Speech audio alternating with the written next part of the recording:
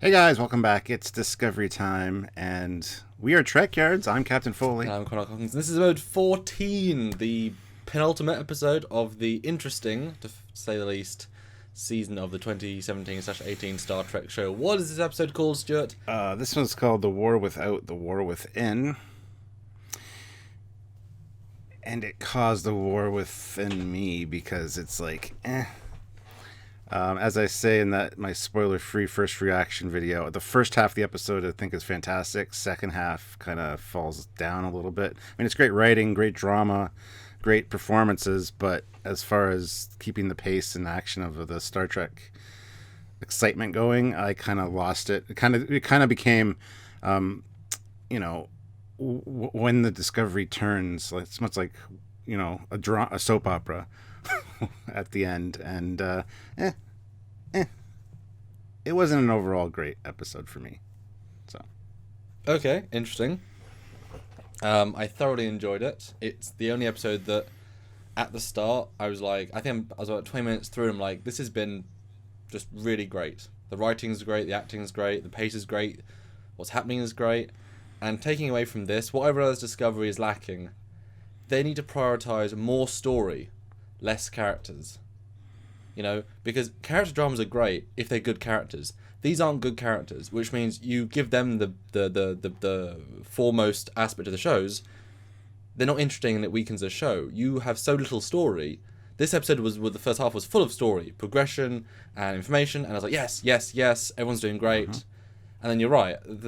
I was getting a little bit not bored, but the last fifth was like, it just, if for some reason it just went downhill a bit. Pace absolutely, which is weird because it was the writing, like I said, was still really really good actually. They finally got writing to a standard that it should be. Finally. And again, 14 episodes in, we're at the end now. But yeah, next year, guys, please either less the number of characters so you can focus on them better and give them really some meat, because you haven't, except Ash Tyler, but that's a double character anyway, whatnot. And just give us more story, because you were seriously lacking. I mean, like, there's story of A to B to C, but it's the cancer of not showing the outside the ship more than twice an episode, and all these things that just like it's just people walking around. But if they're not good people, that's a detriment. Now, I will say though, the first 7-minute walk and talk is tremendous, and it shows that all you need is a good dialogue and a good story, because that bit was better, to be like, wow, that was a great set of scenes. It's just walkie-talkie cheap, and it was amazing. Because it was like a culmination of a season of kind of not great, but now we've got some pace. So yeah, okay, so it's sort of similar, but at least the first half I thought was the best episode probably so far. And then went down a bit. I wouldn't say the best episode so far. Just the best 20 minutes of it. Perfect pace, excellent writing, great characterization, great development, great reveals, So yeah, I think it averages out a little bit, but I was like, this is brilliant at the start for So it starts with the repainting. I love that. I made a note of that. Changing the hallmarkings. I was wondering if they were going to do that because, but we saw it in the trailer, so yeah. I mean, it's cool. I like that. So this scene kind of hits the ground running. Great start to the episode. I really hope that they deactivated the Emperor's rifle while she was in transport, because that's just dangerous and stupid. But anyway, she points it at Saru, and Burnham's like, whoa, that Kelpian's my captain. And right away she's like, I didn't expect this to drop this bomb, but yesterday we were eating his brethren. Now you're looking for his. I forget what she said exactly, but wow. And poor Saru. I mean, but yeah, what did you think of this initial scene? Well, they all play it just spot on, and there's a lot of underacting in this episode, where they take a situation where you could overreact, you could blow at somebody, and you just really hone it right down into the most minimal, but there's really something there. Same thing with Saru. You know what he's feeling. You can see it on his make-upped face. Doesn't need to go off on it. Moving on. And that's strong. Yeah, the only thing I thought about this scene was it was weird that we instantly see a sight beam out off the pad. It devalues the pad a little bit if you can just beam somebody from anywhere to anywhere. Like at least say, could you be back on the pad or something? You've like got the set right there. I know in an interview they said, well, this is newer than the Enterprise, so you can do that. Well, no, it's newer than the Cage version, not newer than the Enterprise TOS, so that doesn't have it. Well, they've talked about how dangerous site-to-site transport is in TOS. And yet they could just beam her. They could just say walk to the pad and do a safe transport to inside your ship rather than site to site. That stood out as like, do it because why not? Small thing, but it's big in the scene. But anyway, then you get to start this great walk and talk, and it's the cheap scene. It's a great scene. Everyone, but again, they're really just explaining. They're basically catching up, and actually for the first probably time I felt a connection between these two of mutual respect, and they each care about what each other thinks. Well, see, yeah, and that jumped right off from that opening scene where he's like, "You lied to me. You said there were no Kelpians in the other universe." Yep. And she's like, "I was," and he looked mad, and then she's like, "I was trying to spare your feelings," and right away you saw his face go, "Oh my God, she actually, seems."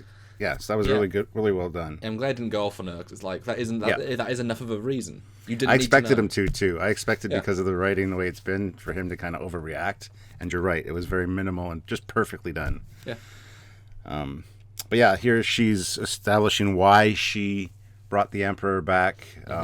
She said, "I could chalk it up to I wanted to destabilize the Terran Empire, or I wanted the Federation to benefit from learning about another reality. But the truth of the matter is I just couldn't see her die again." And I thought that was really, really interesting, the way that she was giving like official reasons and then real reason. Yeah. Later on, the Admiral says to L'Rell, "I want to be totally honest here. Throughout this episode, people are totally honest." Well, and it works. Situation, right? It works really well. She just blatantly says to him, "Yeah, I just couldn't watch her die. Just there's no reason to bullshit, and that's great. It was just right, It was getting cut into the heart of the situation by telling the truth and not divvying around it. It was good. And I think there's some foreshadowing here because he says, "Well, that decision may yet come to you may come to regret that decision." I think that's some foreshadowing going on. But she's pretty dangerous. She became an emperor of an entire galaxy, at least a quadrant. We also learned that the Discovery suffered some damage in the trip back. Repercussions aren't going to play much of a part. Exactly. Sparks for Sparks' sake. It's fine. Yeah. And then we get a really good discussion about Tyler and how L'Rell helped him. And the captain gets called to sick bay. So, and then he's talking. He's talking to her about, talking to Tyler, see if she can connect with him. To see if he is actually Tyler, I think. He's kind of dubious. And she's like, "Is that an order? Because I don't really feel like talking to him right now," which was cool. Just everyone. She was relatable. People were relatable in this episode, which they haven't really been the entire season. Again, writing quality makes a huge difference on quality of a show. Took you 14 episodes, but hey, give you credit where it's absolutely due. Yeah, so he goes in alone, has this great conversation with Tyler Vok. And he's basically saying, "I am neither, but I remember both." I can access his memories, but there's a real disconnect. I don't. And they even said all his readings have gone back to human normal. He's lost the Klingon rage and muscle, whatever. So yeah. What did you think about the basically bringing him back? Because I think we both assumed he was a lost cause, and we'd actually explore the Klingon side. Looks like we're not. So, in the direct context, what did you think about how this was played, scene-wise? Very interesting, but yeah, kind of out of left field. I expected him to be a wreck, because they basically said that they used his DNA engrams, and then, so I didn't expect so much of him to be there. It is interesting they mentioned species reassignment protocols, and how he was like the test subject for this, which is interesting. It ties in with FASA and the whole altering their species to infiltrate Federation space or Romulan space, which is really cool. I thought that was awesome to that little nod. Yeah, that was tremendous. And him being the prototype, in a sense, actually does give a justification why he failed. Failed biologically, but failed, or succeeded biologically, but failed in the whole mission side of it. The fact that just creating one connection with one person was strong enough to destabilize the entire trigger. That's a pretty bad flaw, especially if they're deep assignments. I guess really the key is don't give them human personalities. That's the key. Don't just be a really pansy Klingon that's not one of the warrior caste and have them just try and blend in normally. But it was a really great scene, and he's acting it very much like Tyler, but there is something else there or not there, and I'll be interested to see how much they balance it. Because if you do remember this Klingon life, and then he goes to a really quite hard to hear explanation of what happened to him. And it's graphic, but the way he explains it is very much matter of fact, but with a hint of something else. Because if he's remembering it from first person, but he says specifically, but there's that disconnect. It's not me. It's Vok. Even though I was Vok, it was my body, but that's not my memories. So interesting play, but obviously, if he is genuinely Starfleet again, if he does want that, somehow if L'Rell, I don't know how the hell L'Rell would kill out of personality. That seems. Exactly. I still think there's something hidden going on there that's surely pop up. Yeah, because surely she would the plan would be better just to leave him dormant and then get him back to the planet, and then you can, because for him that's killing him. You want to save Vok, you don't want to kill Vok, otherwise it makes everything pointless. So yeah, hopefully there's another level to that at some other point. But it's interesting. He's theoretically the best source of intel ever because he's lived a Klingon life. Okay, he wasn't exactly a good person in the Empire. He was literally the opposite. He was a no house, but has a unique perspective. Good scene though. And I love how he's like, I've done awful things. Whatever you want to do with me is fine. And Sarah's like, I won't take your freedom. You'll have limited privileges aboard the ship, which he basically loses his commission. Yeah. And he puts on a Star Trek motion picture communicator. Yeah, it's the equivalent of an ankle bracelet, I guess. Oh, no, I thought that was a tremendous line by Saru, because it's really interesting how you can approach who this person is. They've known him for months as one thing. Telling us he's someone else doesn't necessarily change anything, especially if he then does go back to who he was. It's a very fine line. Yeah. Absolutely. Next scene's interesting. They're on the bridge. We get there's another ship approaching. Which we never see, of course. Why would we see another ship? For some reason, they don't say what ship it is. It's what class it is. Don't say. So no IFF. Yeah. Yeah, weird that. And then shields up. The order's given. It's a single button press. Yeah. Nope. Yeah.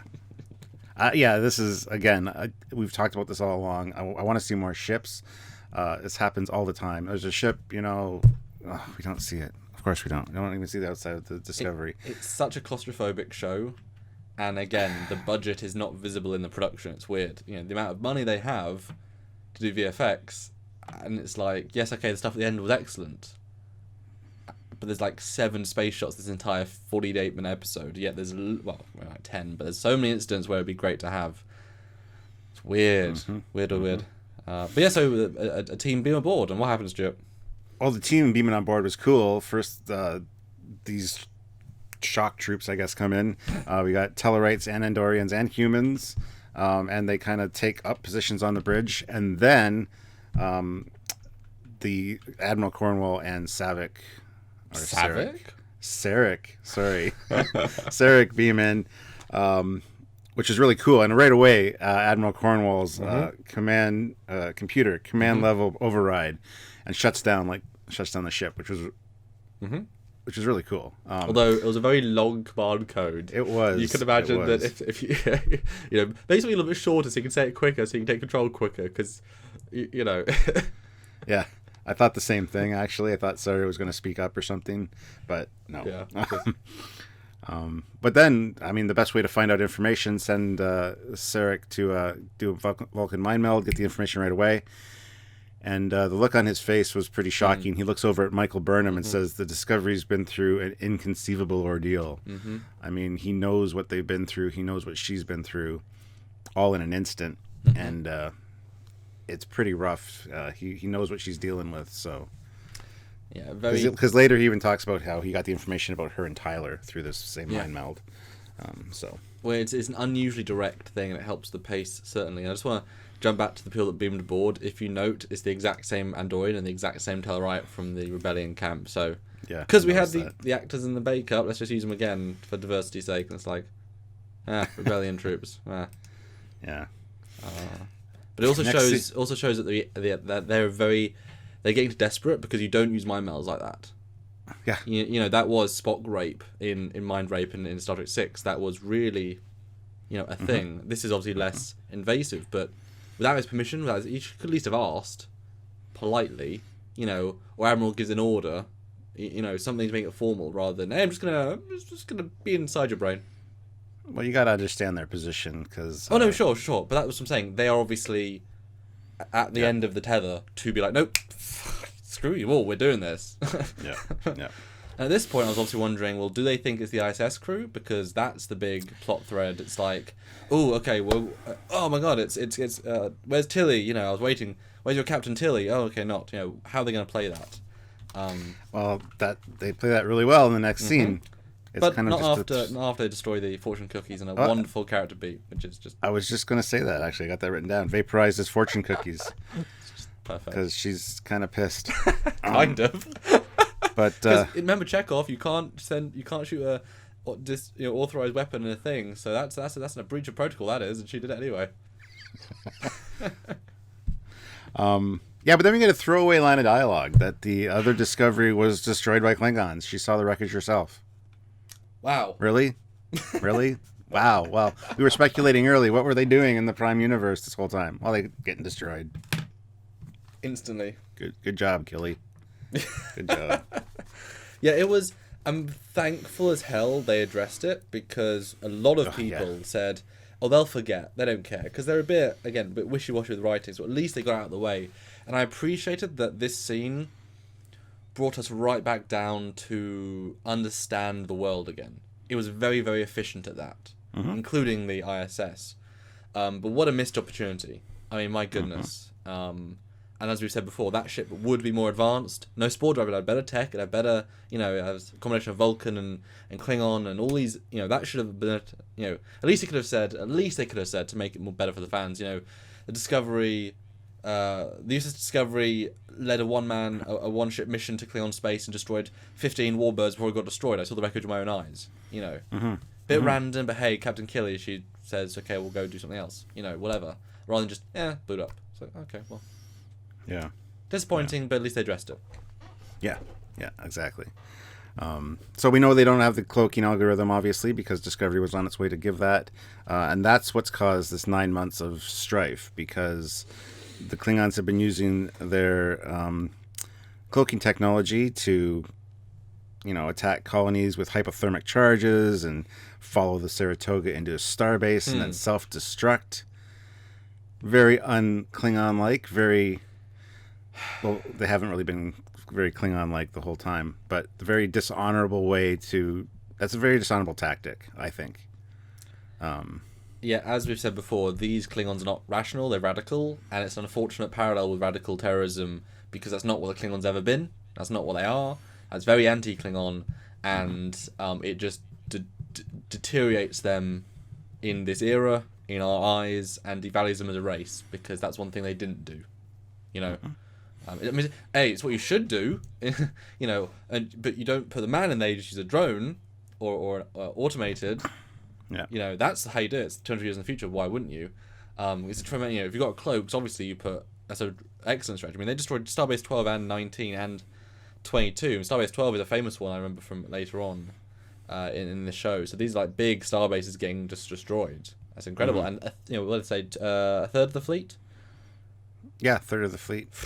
I mean, the Klingons, they're celebrating like anyone. Well, no, some Klingons are celebrating.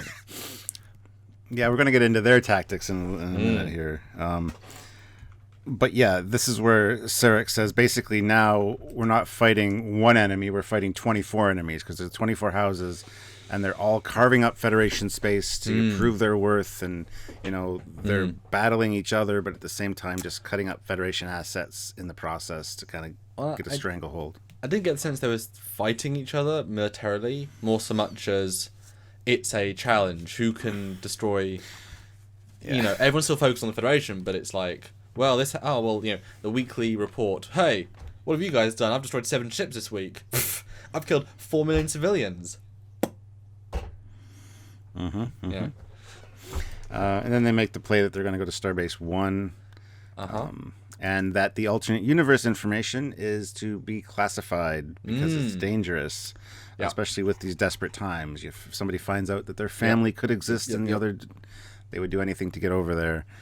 So makes sense that there's no records of it in Mirror Mirror, and so that kind of played in nicely. It's one of those things where they're addressing a canon concern expertly. As a tremendously written scene. Really, really good. And just to keep on the scene for a second, did you notice in the background of the monitors, looks like circle nacelle design? There's a screen that has, it looks like ish nacelles. I'm hoping that's we're developing, because it's such a random non thing, but they focus on it. My hope is that's them developing new, improved circle nacelles, cylinder nacelles. That's interesting, because I saw it and I didn't know if it was a probe, a torpedo, or the whale probe. I mean, whale probe's coming. Let the Klingons deal with that. But yeah, it's interesting. It does look like a nacelle when you break down the schematic like that. Because it's such a specific thing. Yeah. And that would be nice. That would be cool. Well, they got to rebuild the fleet now, right? So maybe. We also find out that the Starbase 1 is 100 AUs from Earth. And they don't have any spores left. Yeah, they don't have any spores left, so they got to warp there, which is going to be dangerous because it's full of Klingons. Well, except it's not dangerous to get there at all. I was expecting like an ambush, something kind of cool. It's like, oh, it's perilous. We're here. Oh, it's all 1 light year. It's like literally like 2 minutes, and you're at warp, and whatever. It's fine. Yeah, well, still a great scene though. Very pacey, very, very interesting. And this next scene where they, the Admiral Cornwall and Sarek come and see Giorgio, or the Emperor, and they're like, the resemblance is amazing, and great back and forth here with them. And when she sits down, when she finds out about the war with the Klingons, that look on her face, she turns her head and she looks back at the camera. It's like the wheels are turning. She knows that she's got a plan now. Yeah. I thought that was fantastically done. Even though they said you're basically going to be a prisoner because we don't have a way to get you back. It's so polite, though. I love the way it was framed. Yeah, and even if we did, we're at war. So. But we would if we could, probably. Yeah. And this is one of those scenes that I don't really think the Sarek actor is playing him right. He's a bit bland. Like, there isn't much below the surface with him, or a little bit too much in the wrong direction. But I know he's younger, but not much younger. He's very, very not. I mean, he's, whatever. But this scene with the 3 older actors showed the parents at work. There's more nuance to everybody. There was more depth to everybody. They did a better job. It shows how less good the Michael Burnham actress is, and how less good, that was, like you said, there was so much Giorgio was putting into it. Throughout this entire episode, she was actually really upping in my. Again, I didn't know her beforehand, so this is fresh perspective. So this is certainly is. And she's having more fun with this character, clearly. Oh, yeah, you always do with the evil characters, right? That's what everybody says. And speaking of back to the evil character, we are now on a scene again. Hyper underplayed. And I'll let you say your review in a second. But yeah, so Ash bumps into Stamets. They have a confrontation, sort of. What do you think? Well, as soon as Sylvia and I saw this, we're like, oh, how's this going to go? Yep. Because this is the first time he's come face to face with him since he killed Hugh, right? Yep. And I got to say, my respect for Stamets, I've always liked Stamets. My respect for him just keeps escalating because the way he dealt with this was brilliant. Sylvia's like, I would have punched him in the face. And I'm like, I probably would have too. But he's like, you killed a good man. You killed the man I love. Does it gut you?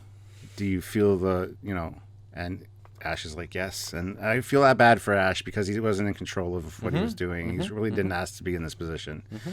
But Stamets just says, maybe there's hope for you yet. Maybe you're still human after all, and walks away. Brilliantly played. Awesome scene. Again, it could have dragged out too long and been really wordy, but they really, like I said, this first half of this episode is just boom, boom, boom, boom, and really well done. And this was one of those scenes that really exemplified that and built both of their characters immensely, just from one quick scene. And he got 2 lines. We each got like 2 to 3 lines each. Yeah. Spot on. And it's just hard. I was thinking while you were saying that this is the Kobayashi Maru, but for the rest of his life, you know, for Tyler, he can't win. He's done bad things, but they weren't him. But they were him. But he's also not him. He's Vok, but he doesn't want to be Vok because he's not Vok, but he is. You can't. You know what I mean? And Stamets is a unique perspective that he's now seen the universe, and the multiple verses, and the times, and he's not gonna be as honed in to the little bit of his reality anymore, and he's a bit of a closed off guy anyway. I want to see a little more emotion, maybe a scene of him dealing with it, because he hasn't dealt with it yet, but this was still excellent. It's funny because last night when I was in bed afterwards, I was thinking about it, going, he still has to grieve. Because there's stages to grief. He's not at that stage yet. He's still in the, I don't know what he's at, denial. They've been going beat to beat to beat because they've been mirror universe, gotta do this, gotta do this. They've been busy. This happened seconds after they got back. So this is instant. Yeah. This is gonna swing around, and he's gonna come to a point where he's grieving, I think, and I don't know when that'll play out. Probably, obviously season 2, but it'll be interesting to see. Yeah. So pitch perfect scene. And again, when good writing is there, it just had something so much. And again, same this next scene. Ash goes to the mess hall, gets some food. Love the ding. Ding! Your food is ready. And no dialogue, just sits down. Wonderful pacing. Everyone's kind of like, as you can imagine, whatever. Until he goes over, and you think the scene's going to go one way, but actually by the end of it, super slow, super gentle pace, but very focused pace. Or at the end, no, people come to him, and you as the audience, or me especially, I was thinking, everyone's going to not like him. This is fair. But as they're coming towards him, it's like, well, yet no. I mean, they are thinking, he went through an ordeal. This wasn't his fault. We knew him. This is. He's been through bad things. Let's be his friend. So I was like, wow, that's such a great scene, and greatly played with no dialogue, pretty much. Well, it just shows, again, this is building character, because it shows Tilly's character more in depth, how good of a person she is. I think she exemplifies everything that the Federation is in one person, and we're really getting to see that. She, understands that he wasn't responsible for what happened, and she wants him to feel, like part of the crew again. She's the only Federation character in the entire show, honestly. Yeah, and she just exemplifies everything the Federation is, even in a line that comes later with her. Absolutely, yeah. Which is great, but the way this scene ended, with everybody kind of clamoring around the table, I thought was a little unrealistic, and a little bit contrived. I understand the other 2 moving tables, but then the other people, it's just. What's he going to tell a story? Like, why are you gathering around? It just seems a little odd. Thing is, if you think about it, you've known him for 8 months. You've all got to love him. He's obviously been a little bit popular on the ship. You've heard that he's killed somebody, but if you the way you've been told the information is important. If you've been told he was brainwashed by the Klingons, because again, the information is variable, depends how you say it. He was transformed by the Klingons, but now he's back. Oh, poor him. Or if you say it, he was a Klingon spy that infiltrated us and killed the Doctor. Oh, I hate him. So it depends how each person took it, and I get the sense that they all took it as, well, that's our friend's been through an awful ordeal. We're his best friends, we'll go help. You got to think, too, how was that information disseminated? Because, the top guys know what's going on, the doctors do. Yeah. Then it'd be word of mouth. Not all the crew would know what the hell was going on. I'm assuming the doctors probably told people, they gossiped. Because they'd all have to know, the doctors and the nurses. Honestly, it's been a few days, really. I mean, since Hugh died. Yeah, since Hugh died, for sure. So we know Hugh's dead, and there's rumors that this guy did it, but how much information of that, it didn't make sense. It almost, I know it's a small crew. Yeah. 134 people, but they've been through so much and they're so busy. Really, how much? Next scene, Starbase 1 is not in the best of shape. It's actually occupied.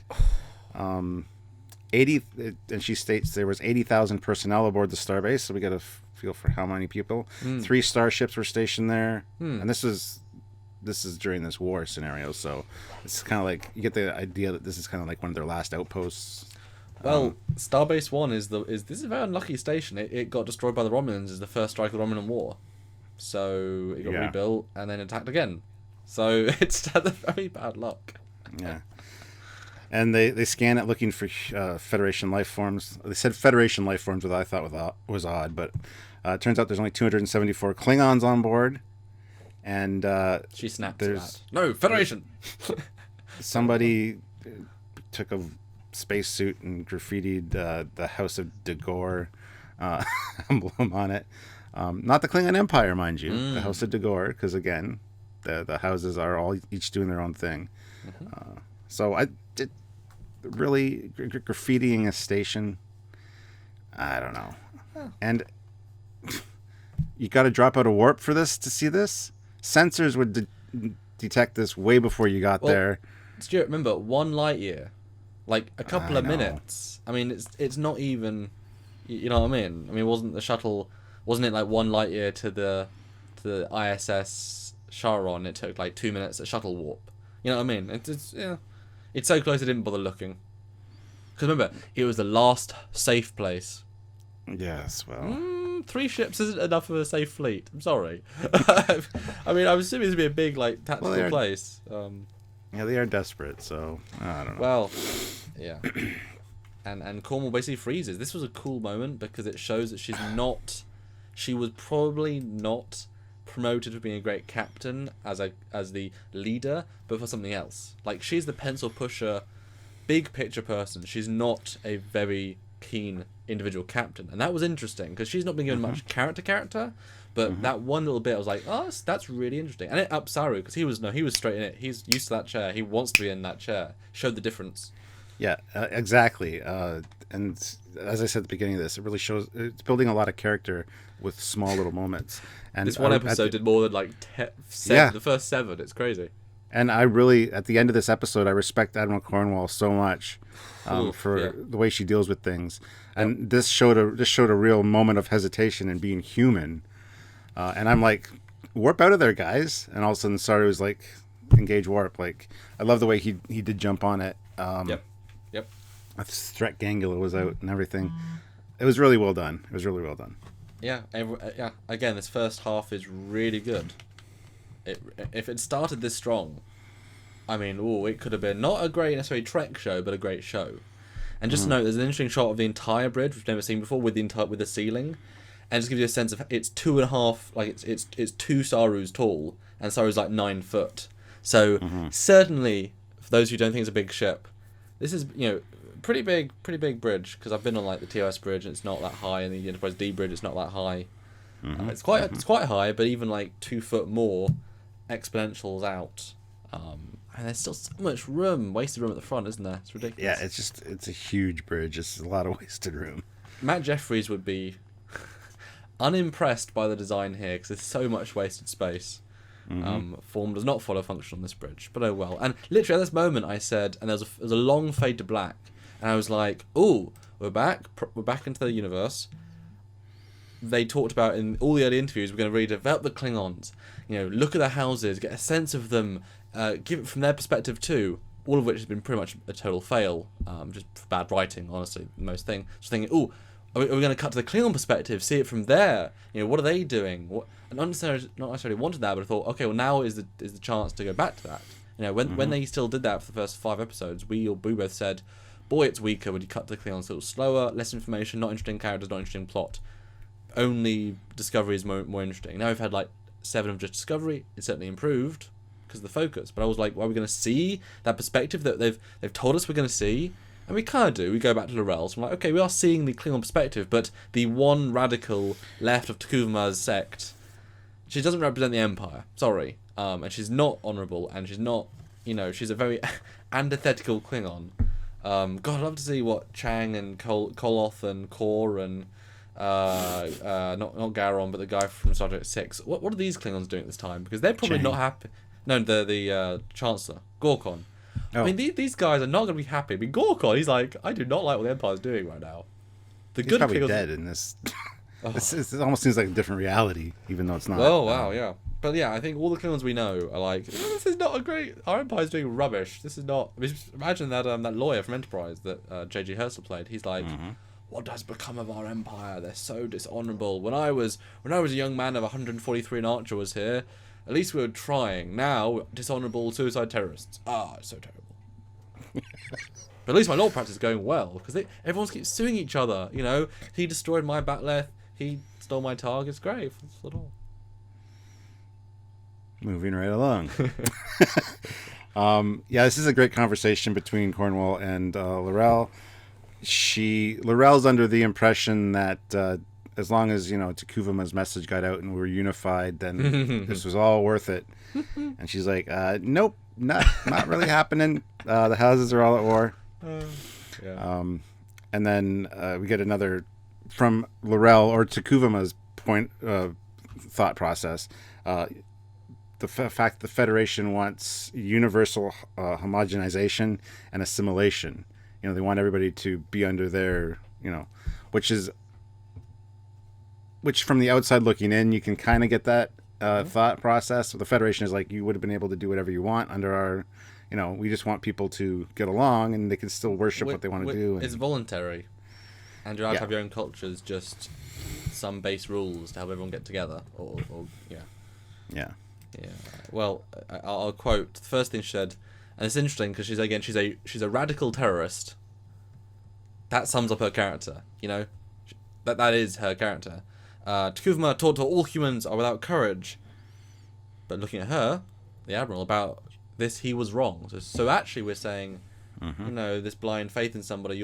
I've seen you in action. You're not the the non-pure, non-avian scum of the Jew. You're actually worth something. You know what I mean? The Hitler mindset. Again, they're so 2D, even 1D.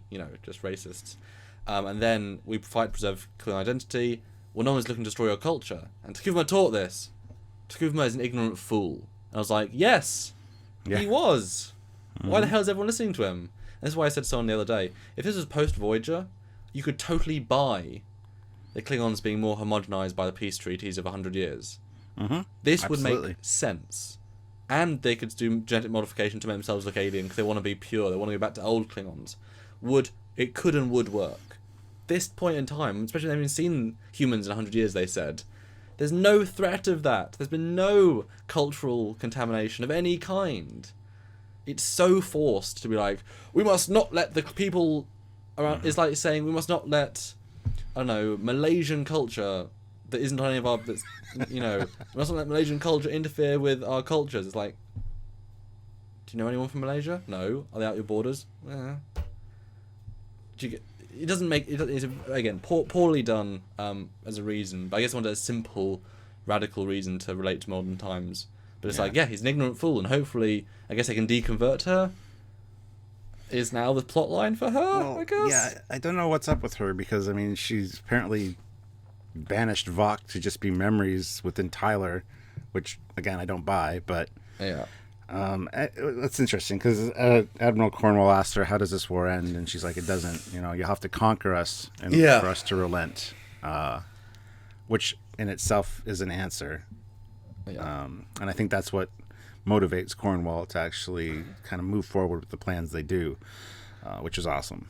But it's interesting though because if you look at all the later Klingons, they wanted for territory, for honor, for betterment of the Empire. These Klingons want to kill you all, not take over, kill you all because you're not Klingons. Wow. Developed Klingons, yay. Gowron, Martok, they'd all be like, guys, we're not in for genocide. And I was alive back then almost. My dad was a genocidal warrior. Again, I just don't value these Klingons, they're terrible. But L'Rell was great in this scene. And she was very relatable, oddly. Like, she was very pure, very honest. Everyone is. That's why, again, I mentioned that at the start. Everyone's very honest. And L'Rell, speaking English, huge benefit. Yes. Good acting, depth. A lot for this. Yeah. Well, so next scene, Burnham goes to see Giorgio, and it's Giorgio makes the point of, who is that Vulcan? He's important to you. And she tells him, honestly, again. Burnham's like, how'd you know? Well, just the way you look at him, you look at him like you look at me. Yeah. Well, he's he's basically my father. And she's like, oh, well, you're orphaned in both universes, or this universe as well, which kind of hit Burnham. She's like, well, universal constant, And then Burnham's like, I started this war. I need to help finish it. And then I love this speech that the Emperor just breaks into as she walks towards the window. She's like, Klingons are like cancer cells. They just spread. The only way to stop them is to destroy the tumor at its source. I mean, her mind just switched gears and she just boom. Because again, she was earlier. It looked like she was coming up with a plan, and here she's implementing that plan. And it's just fantastically acted, and I think Michelle Yeoh's done a fantastic job. So. Because she's the Empress that helped to take over God knows how much. If she's the Empress that brought the Klingon to their knees specifically, that's a feat. We did not get a sense of her power really last week. This one, she's being tactical. She's going to work mode, and you certainly felt it. Another good scene. Another good scene. Again, very honest, very there, and surprisingly good. Like, I didn't expect these scenes with her character to be this well done, but they're fantastic. So, and then she wakes up Admiral Cornwall. You do realize it's the middle of the night, right? Yeah. Well, tough. Yeah. Next scene, we get the top people conversing here. It looks like they're all admirals. And what's the plan? Well, their plan is to attack Kronos. And it's interesting here. Attack Kronos. There's a few things here that are very interesting, I got to point out. Yeah. The fact that Kronos' atmosphere makes it hard to scan the planet's surface and come up with interesting. They mention the fact here that, it's been 100 years since anybody human has been there. They do mention that here. And then the Andorians like, we're rallying to save Earth right now. I think Discovery would be better served to come here. To which Sarek says, you know what? Federation tactics really haven't been working for us, in case you can't tell. 9 months of losing. Yeah. We're going to shift the focus here a little bit. It's like, what's the point in one last stand? Yeah. The Klingons have 24 times the ships if they're all building, So if we strike their tactical assets on Kronos, they're going to run home to...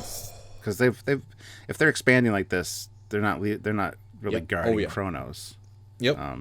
Yep. So and which house? Seriously, which house is?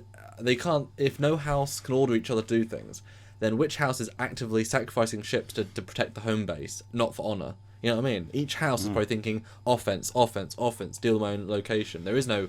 It implies there's been no KDF, and that might be an interesting twist. They form the KDF at the end of this because we're a unified force. Yep.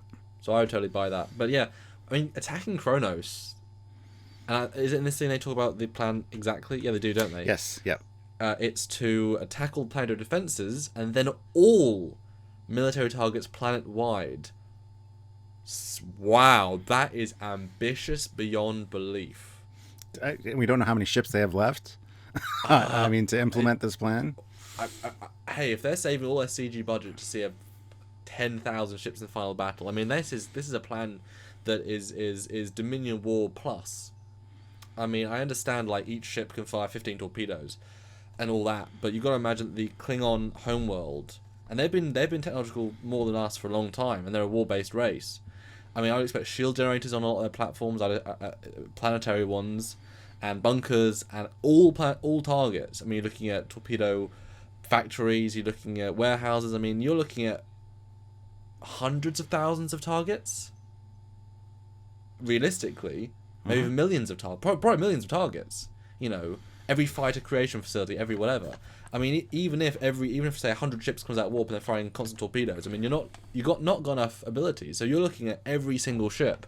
So that final battle needs to be like the most ridiculously unstarfleet orbital bombardment of history, akin to the end of the Doctor Who 50th anniversary special, where every Dalek ship is bombing Gallifrey, and it's such a weird scene because you can't scale that correctly. You need billions of ships to cover a planet's surface correctly. You can't. So it's whatever.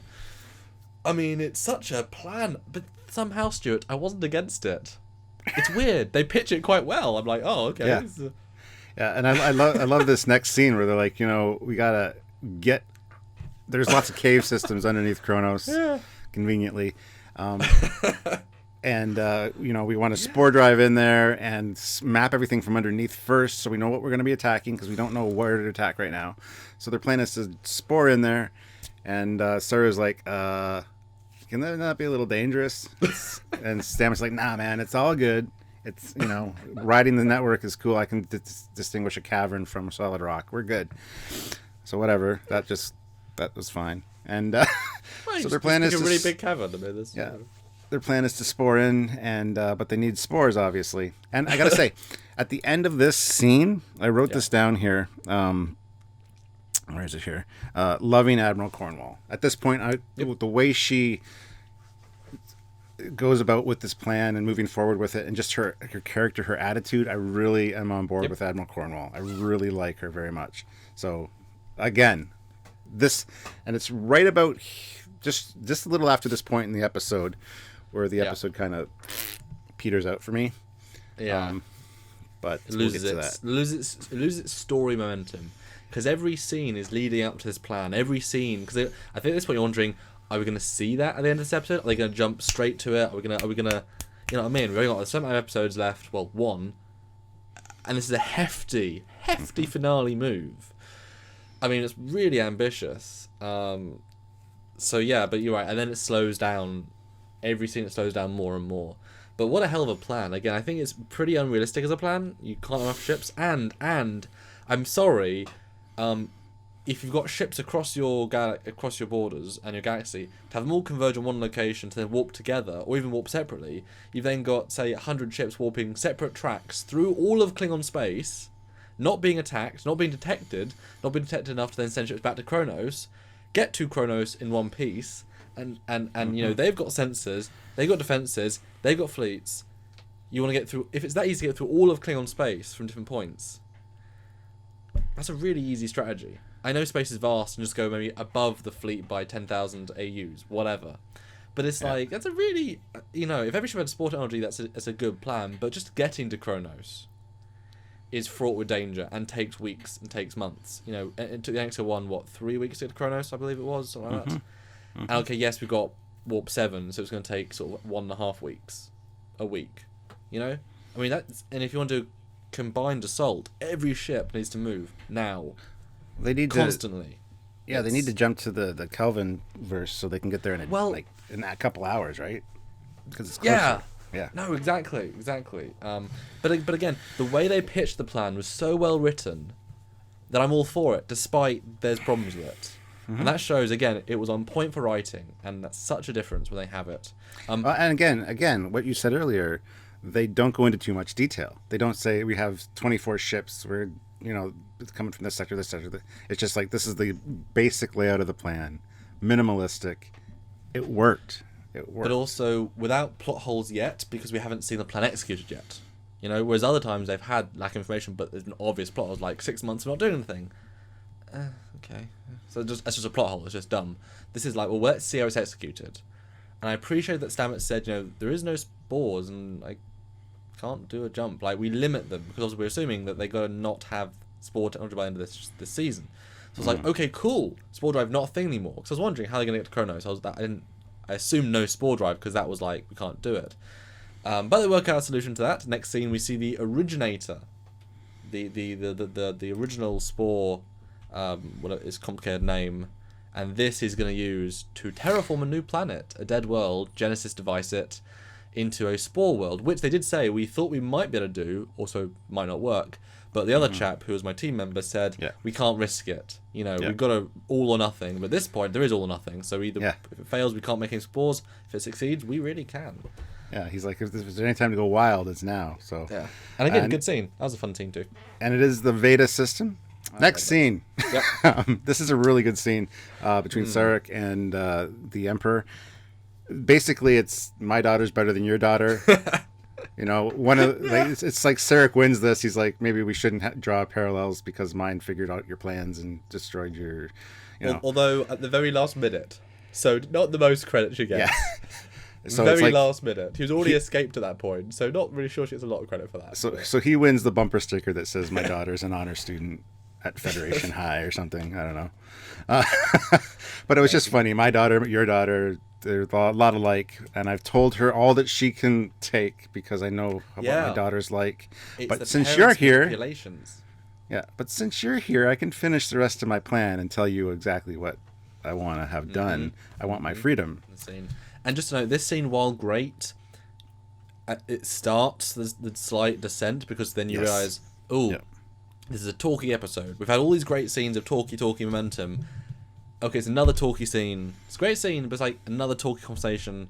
And then we get, next scene is, Stuart, another talky scene. And this is a goodbye scene where she's saying goodbye to Sarek. It's still well written, though, but now it's lingering a bit too much on the talky. Yeah, here we see more of Sarek's character. Like I said since the beginning of this, a lot of character development, a lot of character building in this one. Yeah. He basically says during times of war, it's fair that each farewell may be your last. Yep. So we're saying goodbye, and she goes into this whole. Well, he basically says, I know what happened with Tyler. How rough that might be for you. Yep.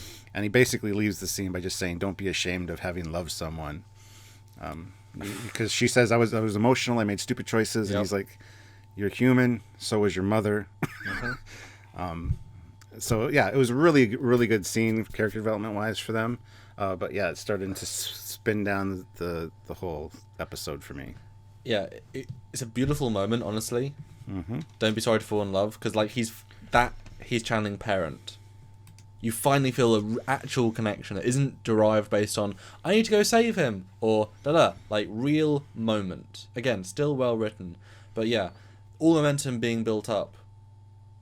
We're now slamming on the clutch. I don't drive a car, but the handbrake. We're now losing the 65 miles an hour, and not to say, like it would have been, well, whatever, but I think I would like to have, at the end of this episode, see very much that shot from DS9 after they leave DS9 and there's that bird of prey in the Defiant and they turn and see a fleet. It's like boom, end of episode. Oh, you know what I mean? See them right at the end and say, right, we're gonna head to Kronos, we'll meet you there.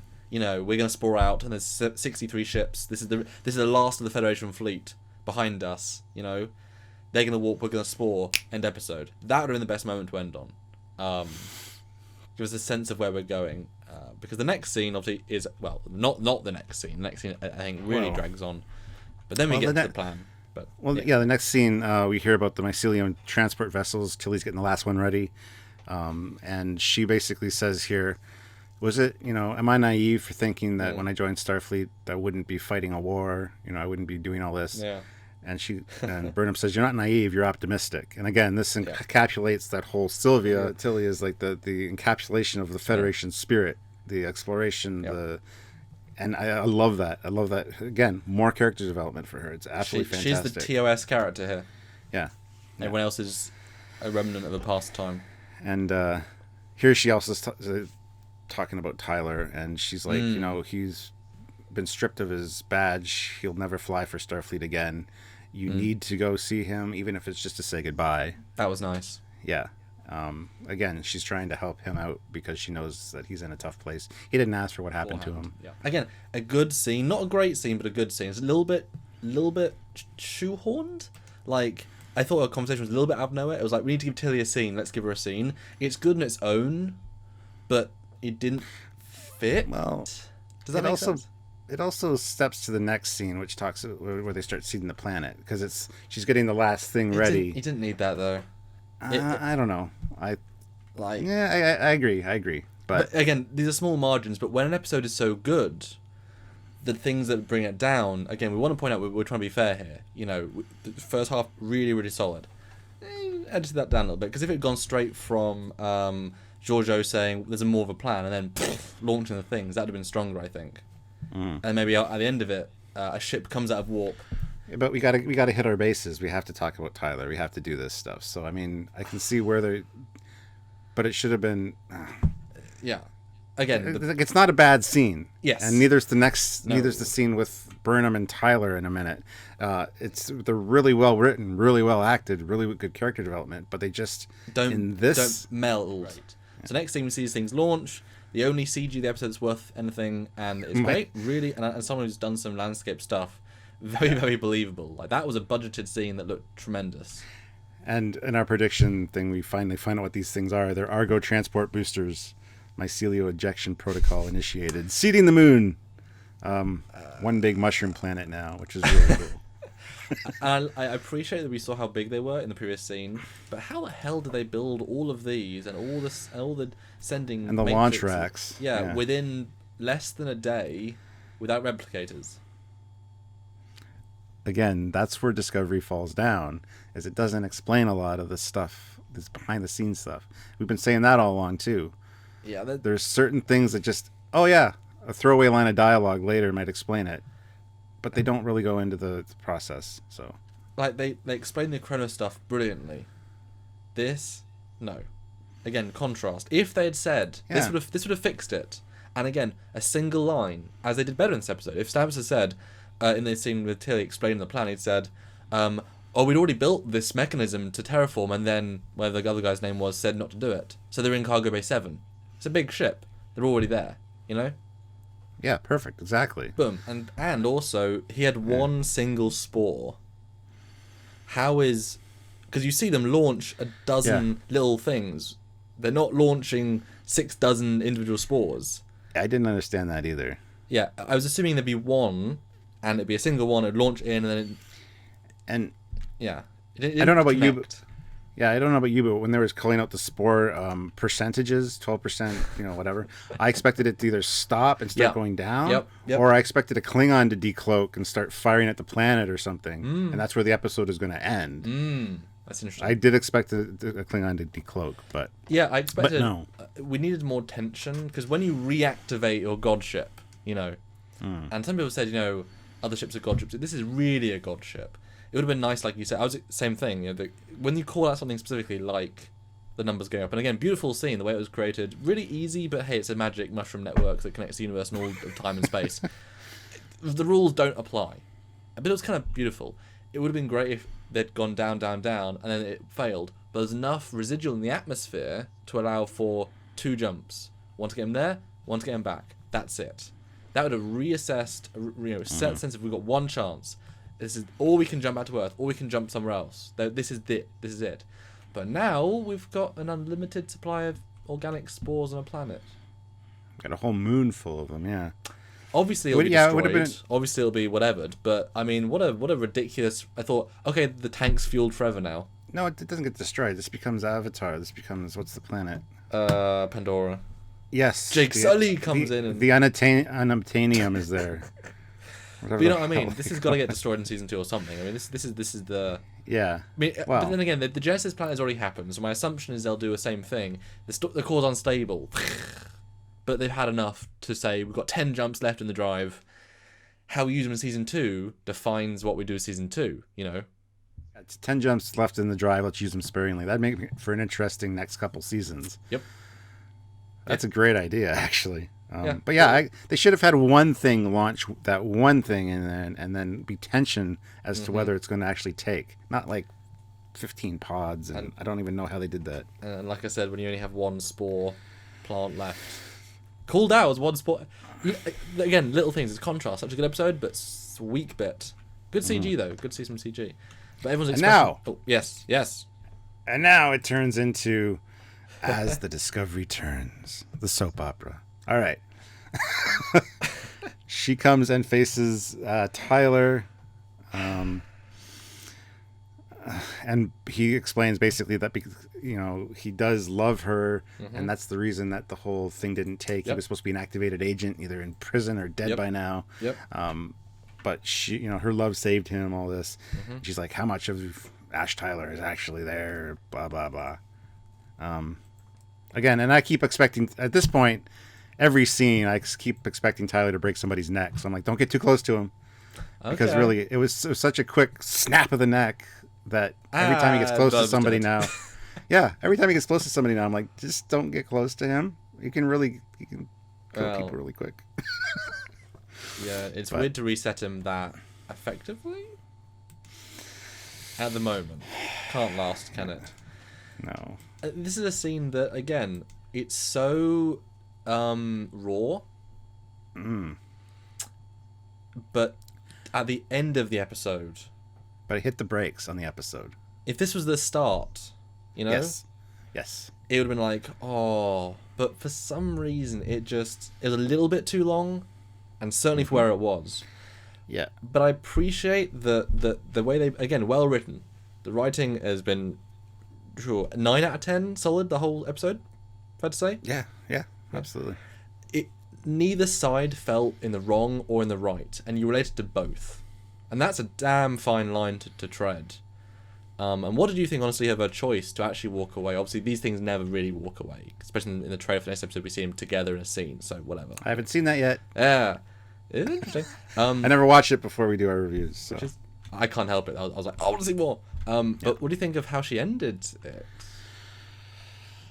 And why? She gave her reasons specifically, which he didn't approve of, but hey, you can't win that situation anyway. Yeah.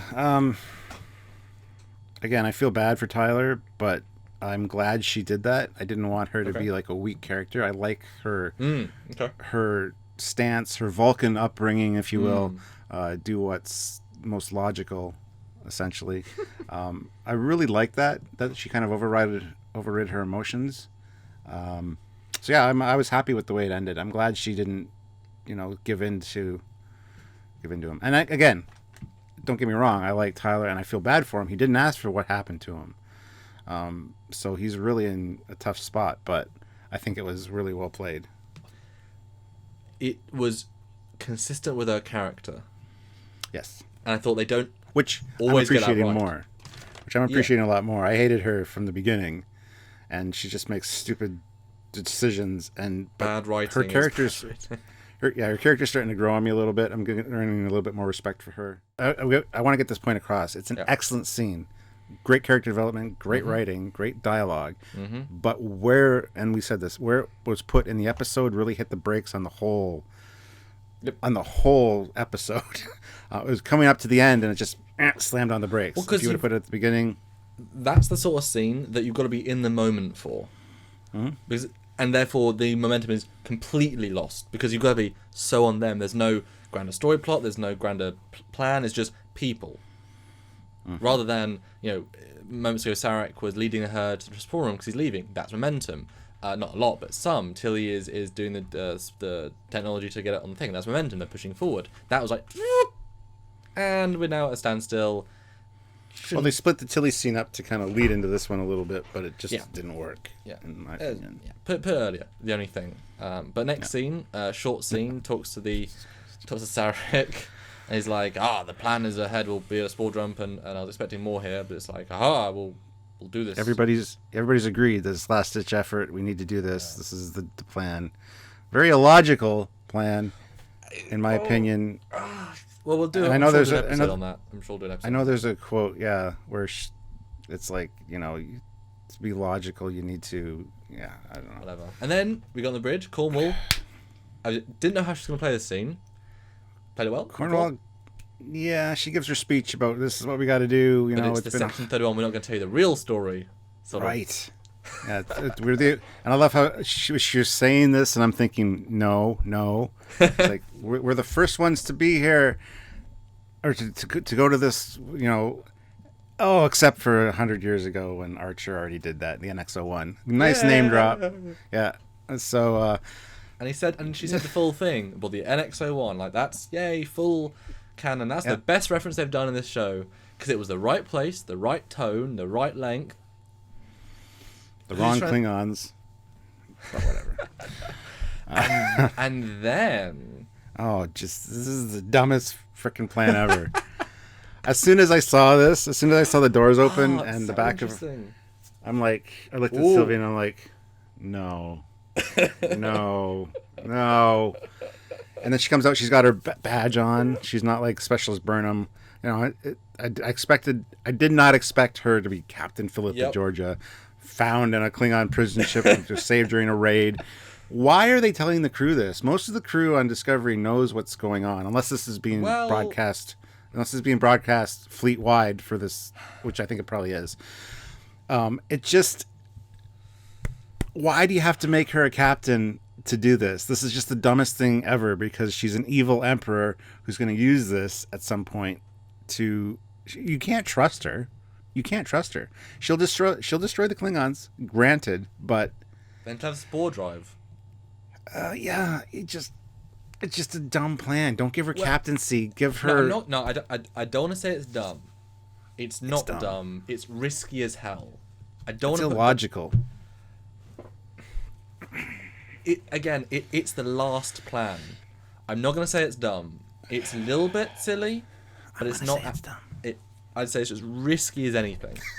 And I don't think that everyone's going to know that she's emperor. I feel like that was just the higher ups. Because the bridge was unnecessary to make her a captain. Well, you say make her a captain, just fit her back into her old role. I mean, she's found. It's like Lorca. It's like this happened 3 times already. Wow, the long lost person like Tyler, we found him. Klingon spy. Wow, the long lost Baran captain Lorca. Oh, he's actually everyone's been done this 4 or 5 times. Literally, it's been played 4 times in the storyline. And Burnham, wow, long lost. She was meant to be dead. No, she's a spy for me. But my God, the smugness on her face in this scene. It fills my heart with glee. Like, it's just so like, hello, everybody. I trust this will be a good. Yeah, I trust this will be a good reunion, Michael. I'm gonna kill you all. Just gonna kill you all. That's what she's thinking the entire time. I just love it. And Burnham's like, this is a dumb plan. Yeah, and Saru. Brilliant. Yeah, Saru's face is like. One double problem with this is that she was never established, even though she was in the most famous captains list. She was never established to be a good captain, just a captain. She was said she was. She never gave off that vibe. So, read the novels. If they revealed that she was the Emperor Giorgio, then the crew I could buy thinking she was a good reason for this. But as the original character Giorgio, there's nothing about her that said she would be good for the situation. She doesn't have experience with Klingons. I guess she does. And the last prisoner you freed was a Klingon spy. I don't think they're not going to trust her, and she's not the best one for the role. Mirror Giorgio, you can sell because Cornwall should still be in charge. She should be the XO. That's how you'd play it. Yeah. Although again, she'll stab him in the back. It doesn't make anyone safer. But say she's the just tell. But again, can you trust the crew? No. I don't think the Giorgio character would be the best for this. And how awkward is it going to be though? Everyone is going to be like, "Oh, Captain, yes, hello. You weren't my friend for 10 years. I don't know any of the backstories. I know your evil backstories." Yeah, especially the non-human crew members. She's going to have just such disdain for them. But we've only got 1 episode though. She doesn't have to play this part long. And like you say, she could steal the ship at the end. But then again, she wants her freedom. Yeah, but the most ironic thing is she was never in Starfleet. She was an emperor of an evil whatever, and she's now a captain, where Burnham was actually a commander in Starfleet, and because of her court-martial has been decommissioned and will never have a rank again. Really? She's not really a captain. It's just like, hey. Well, she has all the powers of a captain, and she's going to use that to her advantage. Yes.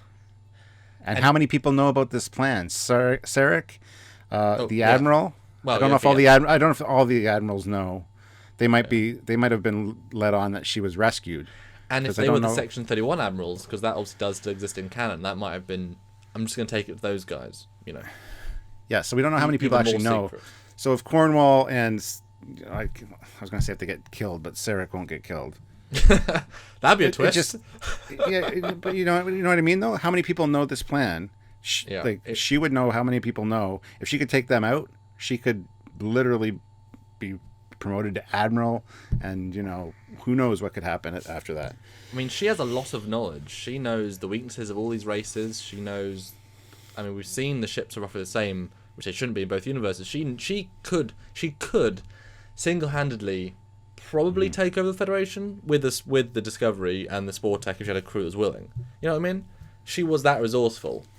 It would take time, but she probably-ish could, especially with the amount of losses they've done. And especially earlier, she mentioned Kronos would be a blackened mass of dust in her universe. I bet she's that personally as well. Honestly, I bet she pulled that trigger, and she did that herself. Could be the Emperor before her. Who knows? That's why I think it's super. That's why I think it's so like old hat to her. It's like I guess I better do it in this universe as well. Yeah. But anyway, Stuart, that was a very long discussion and a lot more in this episode than I thought. Closing thoughts, Stuart, an overall score. Okay, overall score. I said this in my review last night. I'm gonna have to give it like an 8. Okay. Not quite as high as some of the other ones, in my opinion. If I could break it down into first half, second half, the first half would definitely get like a 9.